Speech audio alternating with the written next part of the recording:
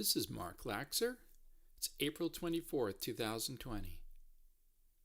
Steve Hassan's The Cult of Trump is brilliantly and sensitively written, accessible and non-judgmental. The Trump phenomenon is a dramatic, if not dangerous, example of how cults are hardly a fringe experience. They only seem that way because of a mass denial and lack of education that runs as deep and as wide as society itself. Hassan's book is a critical and bipartisan step toward addressing, indeed healing, this national gap in education. The book is timely, and for those who value democracy, it is immensely important.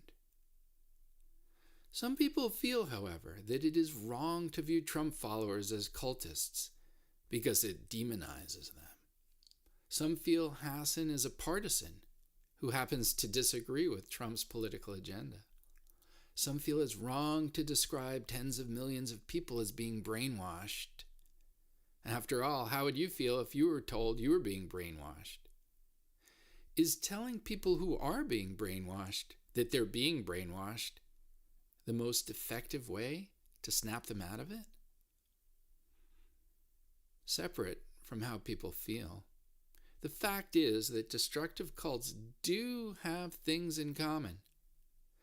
For instance, they operate in a largely closed information bubble.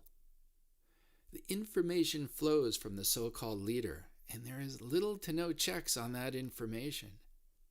Destructive cult leaders create alternate realities for people. Facts and physical reality have little currency in the world of a cult. Cult leaders merely need to imagine something and to say it, and that becomes people's reality. For instance, a cult leader can say, quote, "We should think about injecting household detergents into our bodies to combat a deadly virus." End quote. But the next day, that same cult leader, when questioned, might say, "I never said that. You're making it up. Fake news." This is called gaslighting, making up your own reality. Cult leaders do it all the time. It's straight out of the cult leader's handbook. The point here is that the behavior of Trump and his millions of followers closely models that of a destructive cult.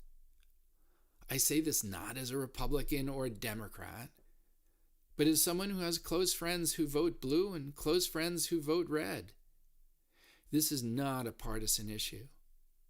It's a matter of recognizing in a significant portion of the American voting population a dance on the edge of fascist thought where rule of law, where checks and balance, where the United States Constitution is no longer respected, no longer applies.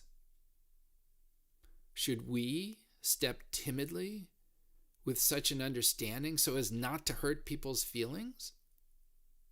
Should George Orwell not have put forth Animal Farm, 1984, and Homage to Catalonia so as not to have upset anyone, particularly the fascist powers ravaging Europe?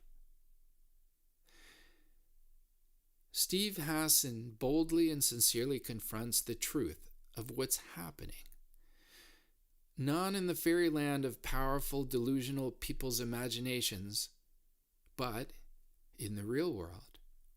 The world where if you drop a brick, it falls. Hassan explains these dynamics far better than I ever could in this needed, timely book, The Cult of Trump.